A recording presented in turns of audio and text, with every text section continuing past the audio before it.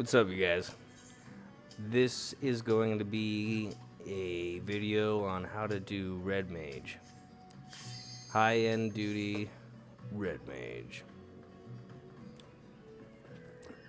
Let's give it a go.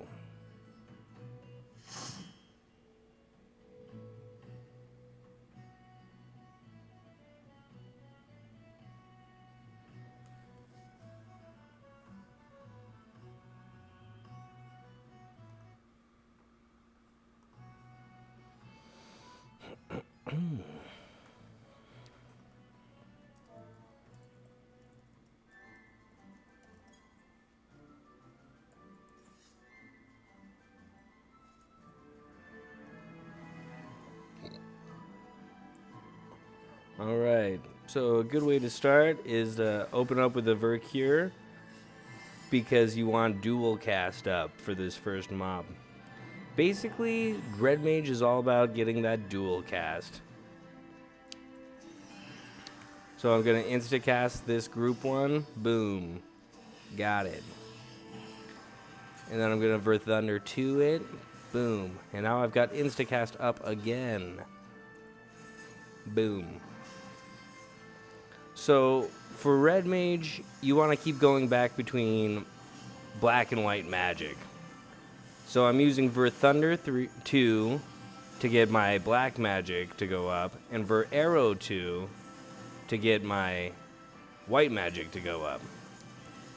Now, I've got some abilities that are unaspected. They're neither black magic nor white, and so they make both go up. And as you can see over here, this gauge is telling us how much I've done of both. So for the AoEs, I'm doing Ver Thunder for black, for Arrow for white, and then Impact for unaspected. It raises both, so that's for both. Impact is another AoE. It hits everybody, but it's got a longer cast time. It's 4.88 seconds. With my current spell speed, it's 4.8 seconds, almost 5 seconds. Whereas a Ver Thunder, its cast time is just under 2 seconds. It's twice as fast. So you want to Ver Thunder and Ver Arrow have the same spell casting time, 2 seconds. So you want to use Ver Thunder and Ver Arrow first, and then when dual cast comes up, you will switch to Impact. Every time you cast a spell, dual cast pops up. You get dual cast every single time you cast a spell. So basically what you want to do as a Red Mage is cast your faster spells and then follow them with your slower spells. And this is just going to be the way to do it. Once you have like a lot of your resource, which is white magic, black magic, up in that bar, once you get to 80, you're able to do a full-on combo. But you need 80 in both. You can also spend it to do a powerful AoE attack versus people in front of you.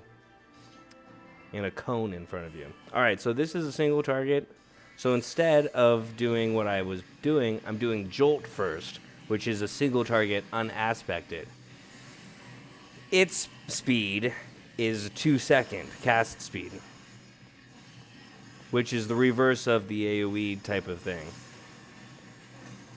So, I got my black magic and white magic up to 80, so I'm going into my melee combo, and it just really did a lot of damage. That's basically it. Now but once I'm done with that combo, I'll show you again because I'm about to have it again. So I'm at 40 right now. I'm going to use this manification to double both my black and my white magic there. As you can see, it's doubled. Now that they're both over 80, I can do my melee combo, which does a sick ton of better. You zoom in close, you do a 1-2-3 combo, you do a finisher, and then you get these really powerful attacks. For Flare or for Holy. You want to do the one that is aspected to either black or white, you want to do it to the one that you have less in. So I had less in black magic, so I did Verflare. It's going to give me an instant proc of Verfire. As you can see, I got Verfire and Verstone here, but I can't use them until they're procced. The only way that they proc is by casting Verthunder and Verarrow. But Verthunder and Verarrow are like 5-second cast times. So I'm jolting into Verfire and Verarrow. And now I've got over 80 in both, so I'm zooming in close for a melee combo. White is down, so I'm using Verholy. And then I'm finishing it with this Scorch, which does so much damage. It just does so much damage. It's crazy. It's crazy how much damage it does.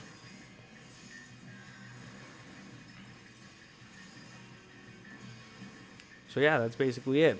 Every time I cast Verthunder, there's a chance that it procs Verfire, which is basically more powerful than Jolt. You're going to be using Jolt to instant cast Verthunder and Verarrow, unless Verstone and Verfire are available. So in order to make those procs happen 100%, we have Acceleration, which ensures that the next 3 casts of Verthunder or Verflare, Verarrow or Verholy will proc or trigger Verfire ready and Verstone ready. So it's basically saying that it's going to for sure give you that other ability. So that's good to have in mind. We have a couple off cooldown abilities that we want to use. That's Contrasixt and Flesh. Both of those just do like a lot of damage, so you want to use those on cooldown. As soon as you see them up, use them.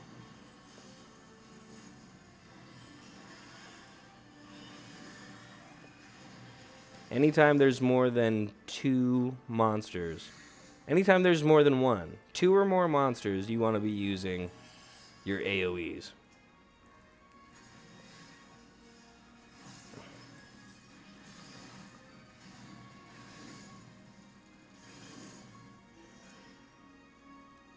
Alright, I'm stealing hate from our tank here, so I'm going to cool down for a second. Go back to my rotation, which for now, because of my AoEs, is going to be for Thunder 2 into Impact, and then back to Verarrow 2 into Impact. I just want to keep going back and forth from that. So I also have a buff ability called Embolden, which is going to increase my own damage and also increase anyone's physical melee damage. Or it might just be physical damage. It increases physical damage. So this is going to affect our bards, our machinists, our dancers, basically our ranged physical, and then all of our melee physical, including tanks. So tanks are going to get the buff, and then physical DPS get the buff as well. It's a pretty good one. It doesn't, however, boost the damage from other magic users. So healers and black mages and summoners, they don't get the buff because red mages are very jealous and they don't want to compete with other magic users. That's just basically what it is. 1, 2, 3. I'm getting greedy. I wanted to finish my combo before I did this. Barely made it.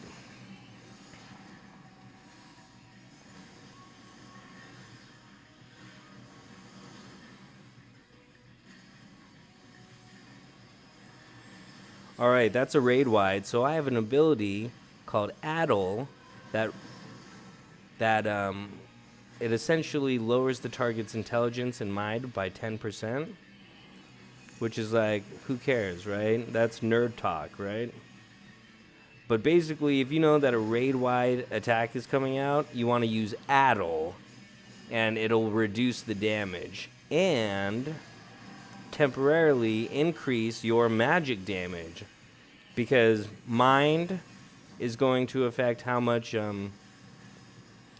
damage we do with it with magic, and Intelligence affects how much damage it does to us with magic. So it's a good one. Every time he uses a raid wide, just use Addle. That's basically what it is. All right, pick this up. Pick this up. Oh no! I moved too soon. Oh yeah. Nick of time.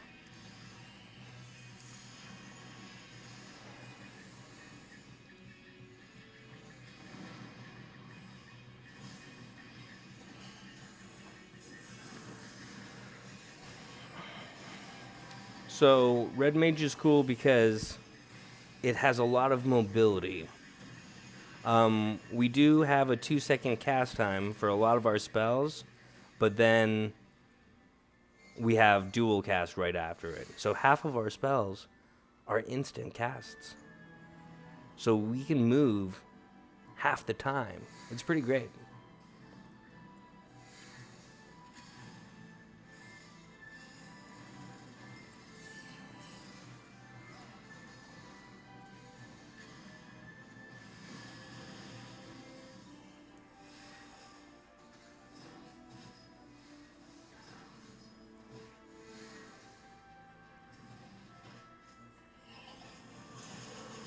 All right, and we're back to the group. We got a group poll going on. So I noticed my white magic was a little low, so I'm just spanning for arrow for now into impact. For arrow into impact. Now that they're balanced, I'm going to go back into the back and forth. From for thunder into impact to for arrow into impact.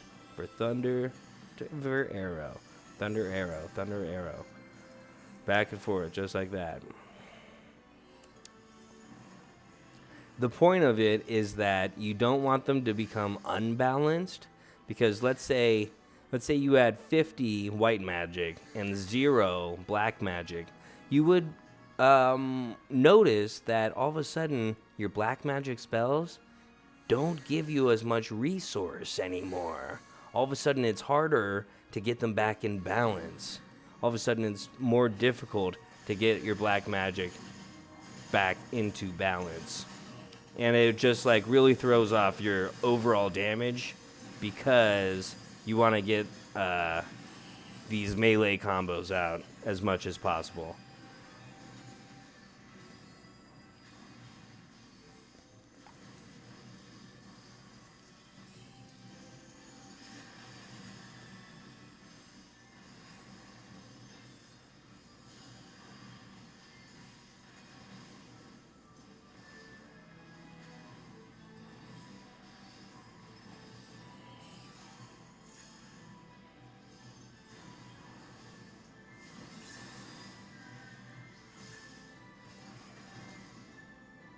So there's also a method to kind of the madness here, because there's a static number of resource points that you get from every spell.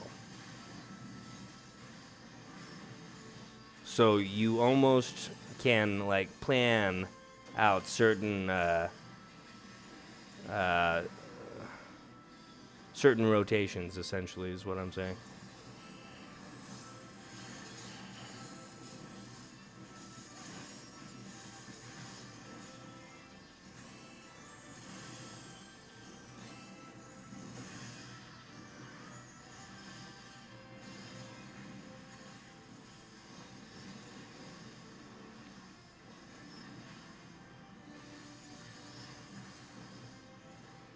So I know that Verstone will give me 9 points of white magic, while its upgraded, more slower version for arrow gives me 11 points. So the two of them together give me a total of 20 points. Knowing that will let me keep track of my resource gauge over here better. Same thing for Verfire and Verthunder. Verfire gives you 9 black magic points. Verthunder gives you 11. But remember, Verfire and Verstone aren't always up. It's kind of random when they are up. So when they're not up, you are forced to use Jolt. And Jolt does not give you 9 points of black magic. It doesn't give you 9 points of white magic. It gives you 3 points of both types of magic.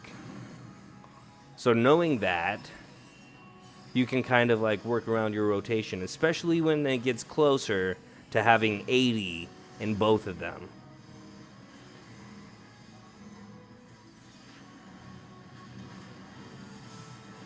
Alright, I'm going to be greedy and finish this combo before I move.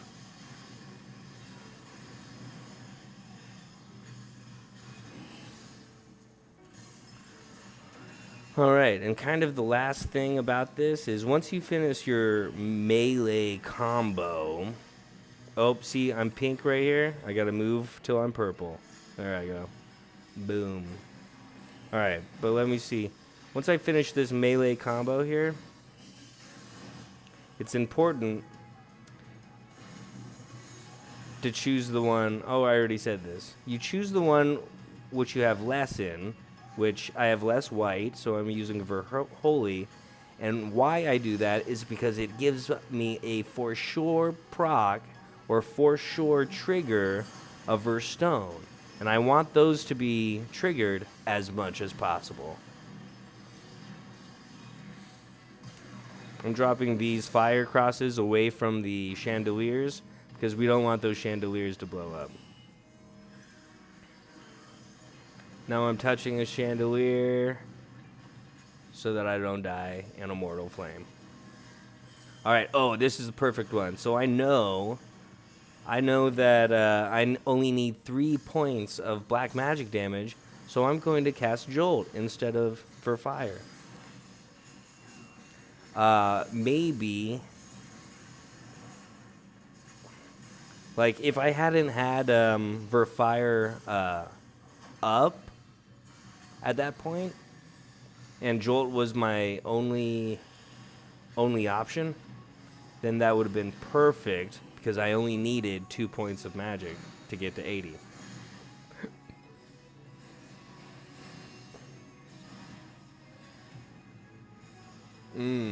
This black mage is getting hurt, I'll tell you what. Oof. I got hurt. A little bit of lag, I guess.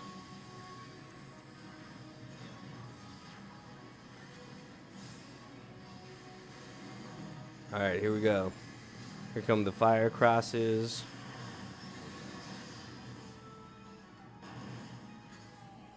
And then finish up this combo. Go ahead over here. I have my Manification up, so I'm going to get to 40. I'm going to use Manification to double it, and then do my melee combo. Essentially, you want to do the melee combo as much as possible, and Manification lets you do it like 2 times in the amount, twice as fast, so it's good. All right, and that's kind of my guide for high-end Red Mage. Here's a Cosmo partition. I kind of want that for the monies. I'm just going to roll on that, and that's it. Anything else? Use Addle when you want to lower the target's intelligence and mind. You don't... lowering the mind doesn't matter that much, right? It affects how much magic damage we do to it. The important thing is... Oh, nice. I just got that Cosmo. The important thing is the intelligence. We know that the raid-wide attacks are going to be magic attacks.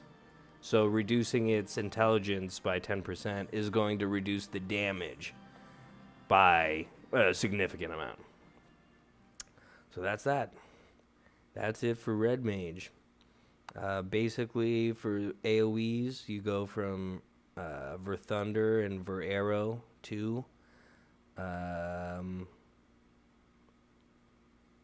Impact. And then for single targets, you go from Jolt to Thunder or Arrow. And you want to do them back and forth, alternating between black and white magic so that you keep the black and white magic bar balanced. And that's it. So, yeah. I just did a video for Gunbreaker, but it didn't upload correctly. So I'm just going to hop on over to Gunbreaker again and get that done. And I will catch you guys later.